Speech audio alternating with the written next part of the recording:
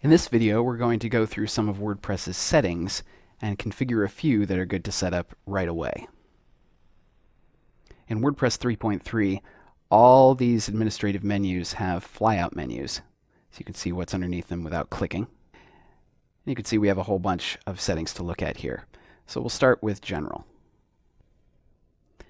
We already set up my really fabulous blog title here, but we did not set the tagline. Just another WordPress site is the default. Not very exciting, so let's call it something else. It's really fabulous. This tagline is not shown by every theme, but in cases where it is shown, you might as well have something sensible in there. The WordPress address and site URL are a couple of settings that you can leave just as they are, but if you've ended up moving your WordPress installation around, sometimes these will be things that you'll need to revisit later.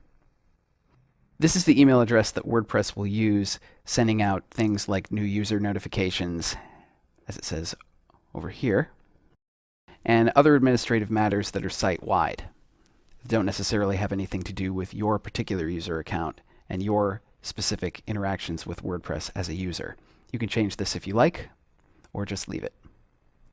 We'll leave this unchecked. For now, we don't want anybody else registering on the website as WordPress users. This is associated with that same setting, and we can leave it in its default.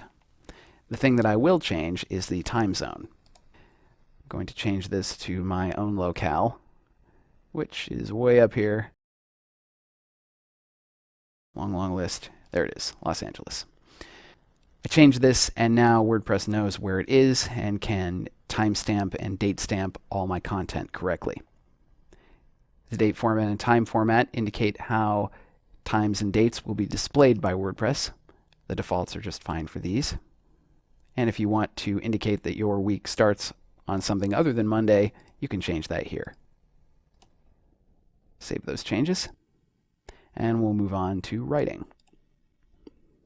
These writing settings configure how the screen will be presented when you're actually writing content in WordPress. I leave pretty much all these in their defaults for now, and if we need to change them later, we will revisit them.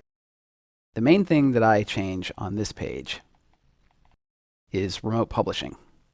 If you use the WordPress iPhone app or some other remote publishing method, if you're on a Mac, you might use MarsEdit or some other kind of remote publishing app.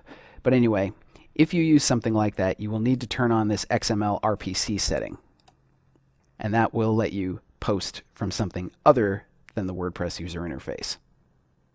For our purposes, there isn't a lot here that we need to change, so I will just save it and move on to reading. This is another area that I generally leave in its default for now. These settings configure what your visitors will see when they come and visit your blog. The defaults are pretty sensible, and for now we can just leave them and revisit if we need to, and move on to discussion. Discussion configures settings relating mostly to comments and other kinds of ways of leaving feedback on your blog.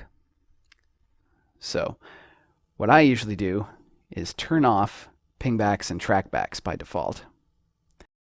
Trackbacks are especially prone to causing you spam headaches. We will look at other ways of dealing with trackbacks later, but as far as default settings for content, I turn this off. This checkbox, attempt to notify any blogs linked to from the article, is left off by default, which is sensible. Otherwise, WordPress will send little notifications out to every site that is linked in an article, and that can get to be a little slow. Allow people to post comments on new articles. If you're intending to include comments on your blog, you should probably leave this checked.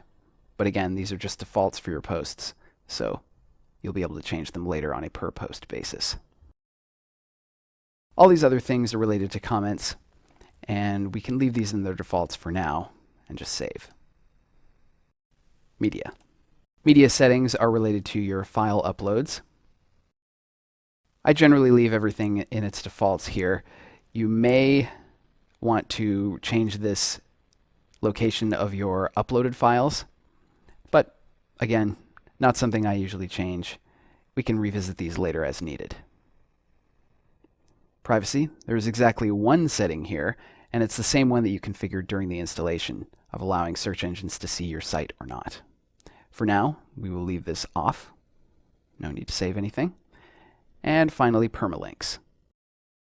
A permalink refers to the URL that each individual piece of content has. So there are a bunch of samples here. The default and the internal WordPress way of representing stuff is to use this query string with a post ID. This is fine, but it doesn't convey a lot of information either to your users or to search engines. So it is generally recommended that you change it to one of these other settings. Post name is a new one in WordPress 3.3, which lets you just use the title of the post or page right after the URL. In previous versions, you couldn't do this for performance reasons, and so you would see mostly things like this with the year and the date and then the title. You're going to have to decide for yourself what makes the most sense, but I do recommend that you select at least one of these defaults, and maybe you'll want to set up a custom structure using some of the tags that are available at this link on the WordPress Codex. Likewise, you'll be able to change things for your categories and tags. For now, I'm just going to choose post name and save this. Permalink structure updated. We are done. So now we have stepped through all the settings that are important to configure right away, and we can proceed.